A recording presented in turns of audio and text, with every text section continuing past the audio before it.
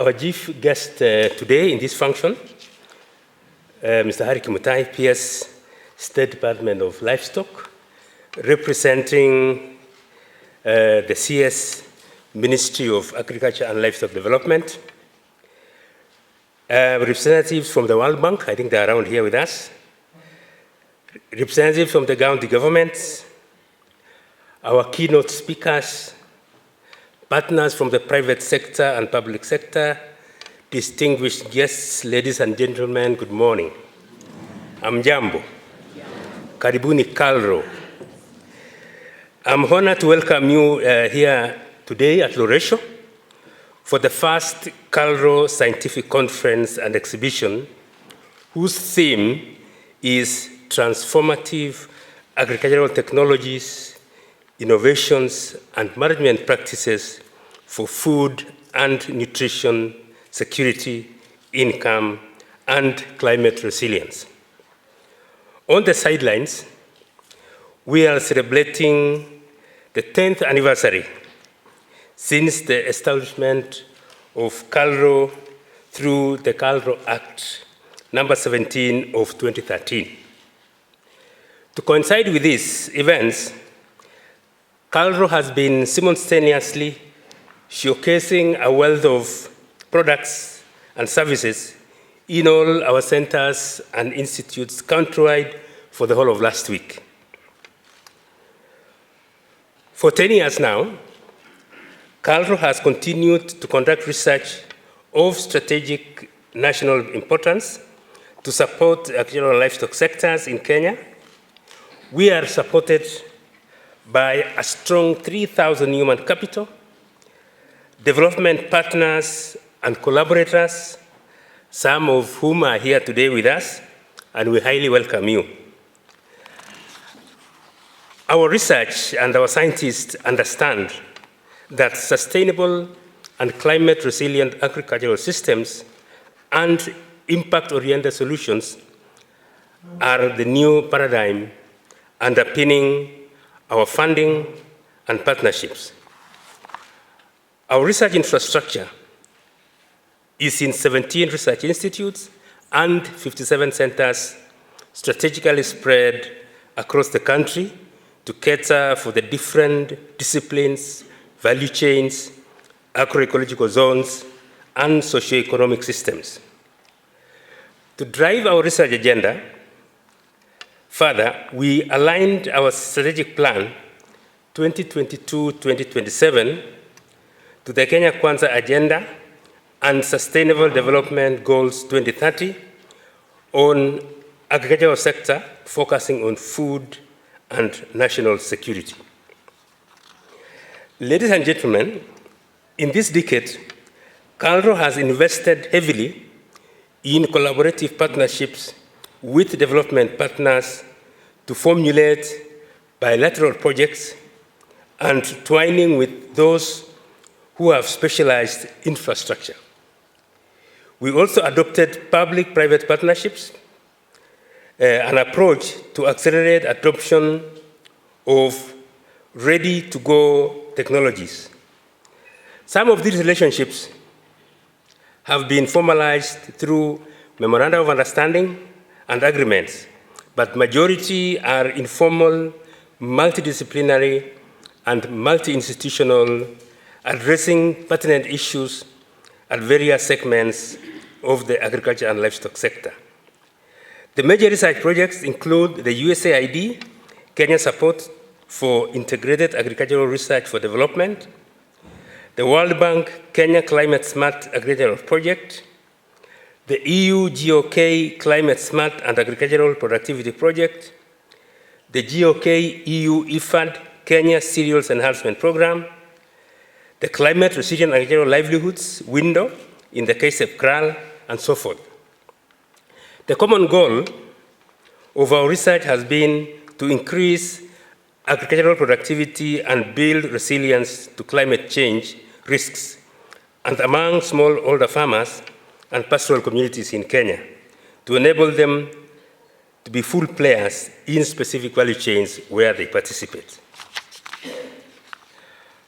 Our research has been evident in crops livestock, and cross-cutting research programs like environment and natural resource management, and socioeconomics and policy development. In crops, our emphasis has been on development of new drought-resistant, high-yielding, climate-smart technologies, while livestock research emphasis has been on adaptation strategies to minimize impact of climate change, emerging livestock diseases, vaccine development to manage the diseases, and pasture establishment. The environment research program ensures the integration of environmental issues into agricultural research. The importance of food security to the whole fabric of a society and nation cannot be underestimated. A food insecure nation cannot guarantee growth or development. It cannot guarantee the health of its citizens, and thus we look forward to a revolution in agriculture in line with the Kenya Kwanza government agenda. I'm excited to say KALRO is now hosting a big data platform and is the custodian of the Kenya's Farmers Register and also a host of other agricultural databases. Through this resource, we have to revolutionize the way we do agriculture from precision farming to e-extension services. By harnessing the power of digital technologies, we can connect farmers with the information, resources, and markets successfully. Ladies and gentlemen, let us share our knowledge and expertise even on the sidelines of this conference. Please feel free to talk to each other and collaborate to create innovative solutions that will help us to overcome the challenges facing our industry and to drive sustainable agricultural development in Kenya. With these few remarks, it is my pleasure and duty and honor to invite our chief guest, PS Kimtai, to give his remarks and officially open the conference. Thank you very much. Welcome,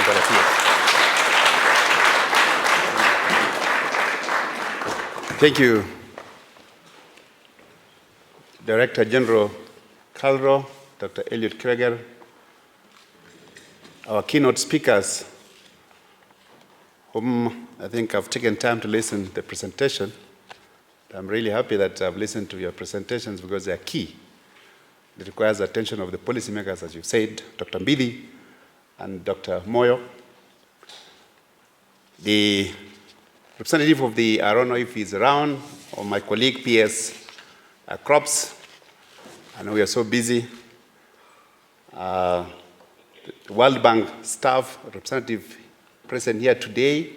I'm sure those who are following us also online, our members of parliament, and specifically the Department for Agriculture, and also our members of the County Assembly, if they are following us online. All our stakeholders present here, ladies and gentlemen, good morning. Today I'm here representing my Cabinet Secretary, Honorable Mithika Linturi, who could not be with us because of other duties that he was assigned to, and he requested me to come and preside over this function. We take note also of the importance of this function being the 10th year of the formation of KALRO, which is our premier research institute in the country. So ladies and gentlemen, I'm glad to participate in this first KALRO meeting, the scientific conference and exhibition whose theme is transformative agricultural technologies, innovations, management practices for food and nutrition security, income, and climate resilience. As you all know, and it's been mentioned, that agriculture is an important sector of our economy, that it provides jobs to more than 75% of the population, contributing to 20% of the country's GDP. I think Dr. Mbidi has told us, and not all of us are going to be farmers. I think we need to segregate that and take that into consideration so that we reduce it 75% to maybe 25%, so that we have the market to produce for the rest, 75%. And that's what he was telling us. In the year 2020 and 2021, the agricultural sector contributed approximately 26.6 and 22.4% respectively directly to the gross domestic product. And further, it contributed 27% indirectly through linkages with agro-based and associated industries, making it a major driver of the Kenya's economy.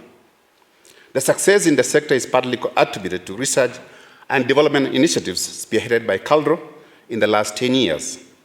The government has also supported agriculture through initiatives including the Malabo Declaration on Accelerated Agricultural Growth and Transformation for Shared Prosperity and Improved Livelihood signed by the AU Heads of State in 2014.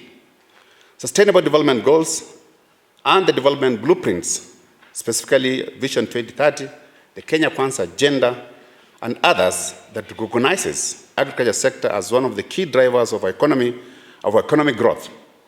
Further, the government through KALRO, Act number 17 of 2013, established Kenya Agricultural and Livestock Research Organization, referred to as KALRO, to streamline the operations of the National Agricultural Research System. Ladies and gentlemen, this conference provides us with an opportunity to take stock of the decade-long research and exploration in latest advancement of agricultural and livestock technologies. I am confident that the range of participants here, including policymakers, development partners, research scientists from national and international organizations, the academia, extension workers, NGO, farmers, the private sector, exhibitors, and other relevant stakeholders will have a fruitful dialogue. During the next few days, you will be engaged in informative sessions in a number of areas addressed by the conference for objectives, namely, to provide a forum for sharing transformative agricultural research, products, and services. 2, to share innovative approaches and strategies for technology transfer and uptake. 3, to enhance partnership and strengthen linkages among the stakeholders. 4, to exhibit technologies, products, and services at KALRO centers countrywide, and you've been told the number is about 57, so expect that Kenyans will have a chance to visit KALRO during this week to see the innovative technologies that have come out of the research. I'm also informed that important issues of your focus include climate-smart agriculture, ICT, and innovation platforms, pre- and post-harvest technologies and value addition, and therefore I urge you to take keen interest in digital and artificial intelligence revolution currently taking place around the world today.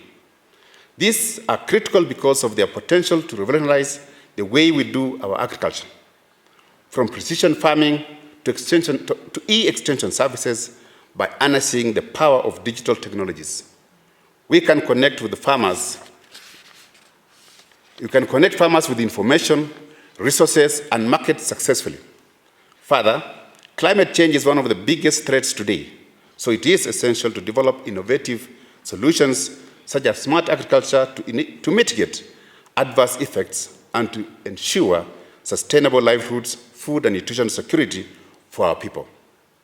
I've taken note that your discussions will also explore the critical role of women and youth, opportunities and challenges facing the private and public sectors in agricultural technology transfer. The other areas of your focus are innovative technologies in food, horticulture, and industrial crops, as well as livestock genetic improvement, disease control, feeds and feeding, emerging livestock species, and blue and green economies.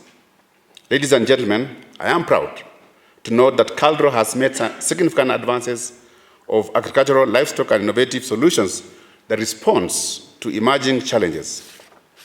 The research has led to the development of crop varieties, improved livestock breeds, and innovative technologies that are helping farmers to produce more and secure their livelihoods. KALRO cannot realize its legal mandate, which is directly in line with the development blueprint Vision 2030, without catalyzing the adoption of modern technologies in the agricultural sector.